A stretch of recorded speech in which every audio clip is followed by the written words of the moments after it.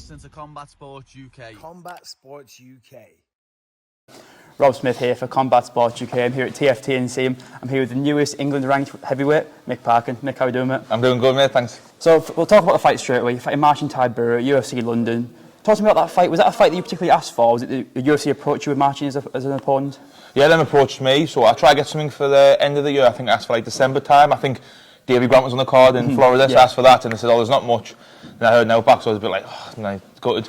And then they got in touch with me. They said, oh, there's a fight. How would you feel against Martin Tybura? They were actually quite fair with us. They messaged me, coach, saying, oh, Martin Tybura, how do you feel about that? It's like, it is a step-up competition, so like, we're easy for you. Like, how do you feel about that? Then the coach would say, oh, it's a great fight for you. I think he's like ranked 8th for 9th. So he was like, it's a great fight. You sort of jumped over the bottom top 15 people straight in the top 10. And then like, he said, oh, yeah, we'll agree to that. Do you think it'll be England? And he was like, oh, highly likely. And then obviously coming out UFC London, so it was amazing. And so how do you think you match up against Martin as an opponent? Yeah, he's good. So I've obviously seen, I think he's had like 20, 21 UFC fights. Yeah, he's a veteran, You can't be bad having that many fights in the UFC. So I've watched him quite a lot. And he's like, I wouldn't say he's amazing in every one area, but he can do everything. He can grapple, which is unusual for a heavyweight. He's got constant forward pressure and like, he's Polish, so all is tough anyway. So I do think I'm a lot better than him, but it doesn't mean it's going to be an easy fight. I can see it being like a free round. Like, he can be like against the fence, he can be like coming forward, flinging shots, he'll be trying to take us down. So it'll definitely be a hard fight, but I definitely think I'm ready and I think I'm better than him everywhere. You kind of mentioned being 8th ranked in the world is a big step up for you, but I think when I say this, I don't want to sound disrespectful to Marcin, but he kind of does seem like the gatekeeper of the top 10. Yeah. If you can beat Marcin, then you know you're a good top 10 heavyweight. So when you got the call, obviously 8th rank, were you quite pleased to take that big step up, or were you because I know kind of Tom had the same thing. He was saying, oh, I want to take it step by step, take it slow. But then he just skyrocketed because he just kept getting wins. Yeah. Do you feel like you're in that same position where you just keep winning, so they keep having to give you better and better competition? I think it's just heavyweight MMA. Like, I was the same. Like, take me time. Like, I was inexperienced. I think was that 5 in the UFC or 6 of them? So what's that? About 4 fights? 4 fights in the UFC. Yeah. So I didn't have that many fights professionally, really. So you want to take your time. I got a couple of free rounds under me belt, so it was a bit more experience.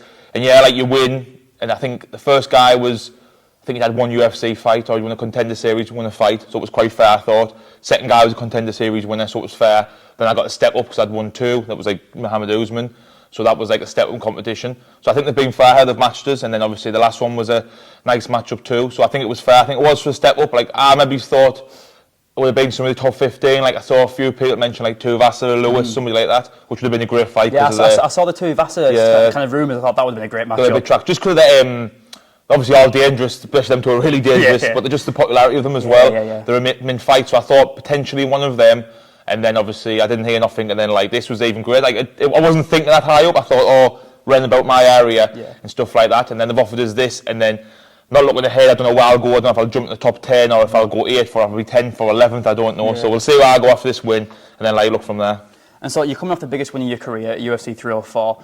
That was your first finish in the UFC. Kind of talk to me about that moment, because I know you kind of voiced your frustrations about the lack of finishes in your early UFC career. So getting that big finish, what was that moment like for you?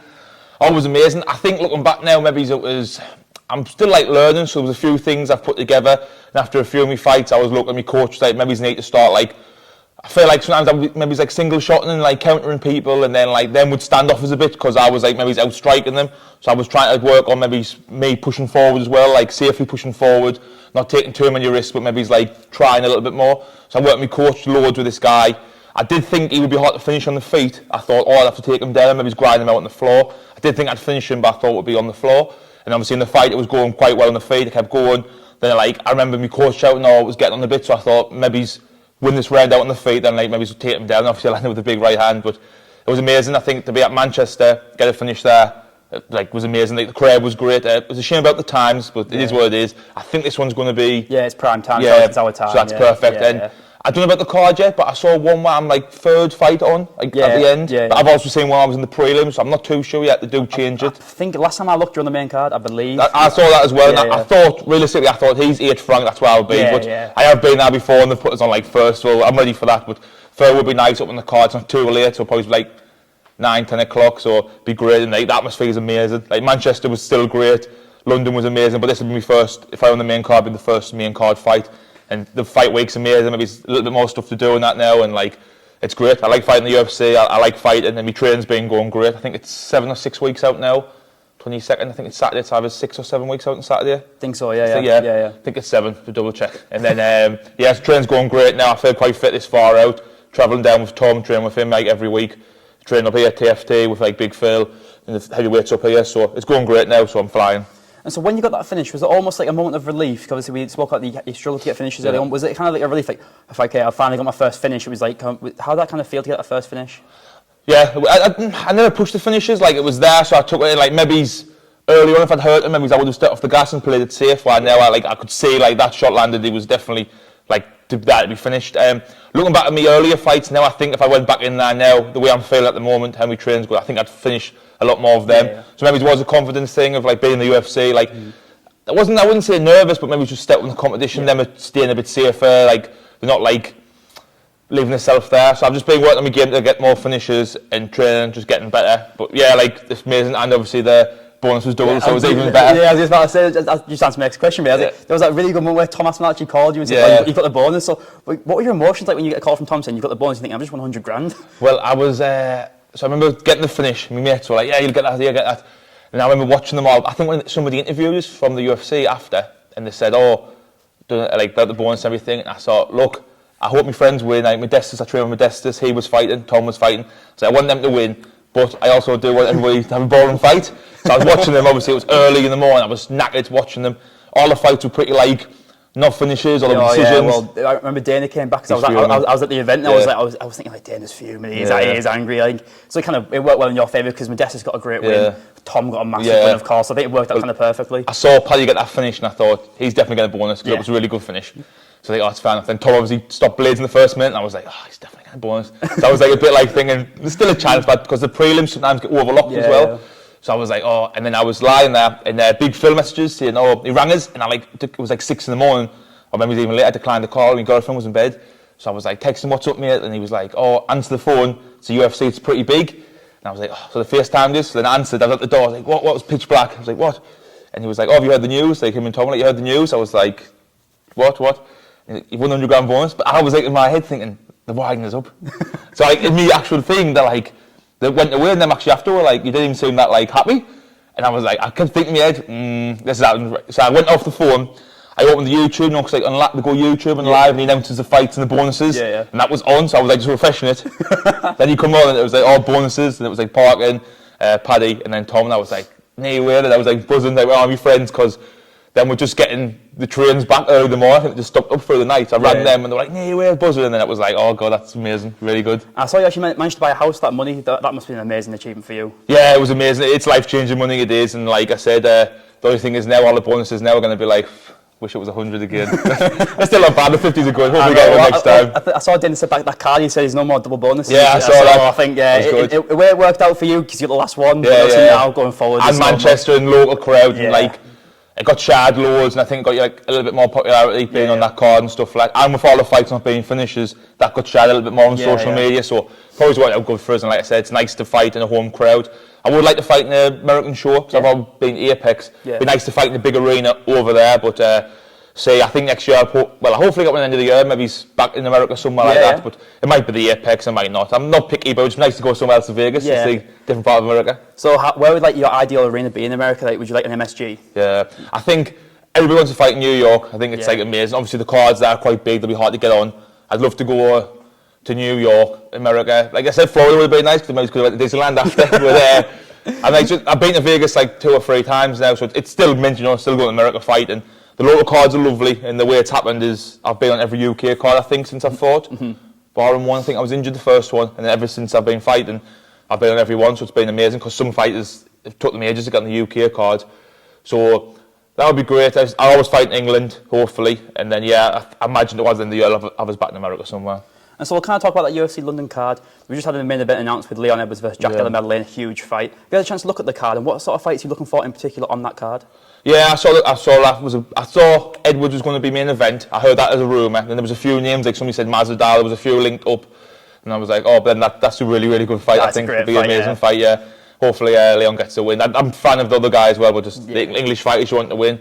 Then I've seen a few on, I think Molly's fighting again. Hopefully she gets back a win. She's nice and just entertaining to watch Yeah, and of stuff course. like that. And just the fans, to get Yeah, towards yeah. the fans there and Oh, stuff yeah, like that. yeah. I thought they would have got Paddy on the card, but obviously I don't think he's Yeah, on. well, I think it's kind of hard because it's who you put main event, Paddy or Leon. Yeah. I think it's a tricky one. I think Paddy. I've heard rumours about Paddy. Apparently, there's a Michael Chandler I fight. saw that as well. That's a great fight, fight. yeah. That's a huge fight. In fact, I think it might be. I think I've heard like Saudi Arabia like kind of Something fight. like that. I've heard that, but we'll have to see what happens with him. But it's a really good card, and we'll kind of talk about relationship with Tom Aspinall because you two are very good friends. You go to Wigan and train with him quite a lot. So how did that relationship come about? Was it just he needed sparring partners and he called you over? I think originally, it was quite a while back, I think in COVID happened, everywhere was shut, and then I think the pros were allowed to train slowly, so like it wasn't much training going on. Pros were allowed to train, there was a gym open down there. So I lived, it was just in COVID, just after, I can't remember. But I moved down now with a few of my friends, me, Justin, James Hendon and Luke Westwood. We lived in the camper van. Yeah. For like, well, them lived 6 weeks, I think I did 4. We lived in the camper van just so we could train and keep training. And then Tom was training down there. And my friend was like, oh, there's a heavyweight there. So I started training with him slowly, and obviously super nice guy. There was Tom and the giant Mindy, you know, like 6'9" guy, he was huge. Yeah. So I was training with them, heavyweights, and they were lovely guys, good training. So I was going down there regularly. I moved back home and I just kept it like in contact, and then like he might have a fight, he said, oh, can you get down for some training? Or I'd have a fight and I would travel down there. Just become friends over time. I think he was still on cage warriors when I first went down. I think he might have had his last fight just on cage warriors. Then he signed the UFC and obviously he blew up. So I kept in contact. And then Big Phil started, like, he come down, I'd be training with him and stuff like that, and we just kept it going from there. And obviously he's made his own like sort of gym now with like loads of giants. So we train down there. Every fight camp about 10 weeks, 8 weeks out. I think I've done 10 weeks this time. I'll go down beginning of the week, Monday, Tuesday, like a hard grappling session, do some weights with Tom, and then maybe a kickboxing or MMA sparring on the Tuesday. I'll travel back up here, train here like Tuesday to Saturday, then travel back down Monday. I'm down again Monday as well.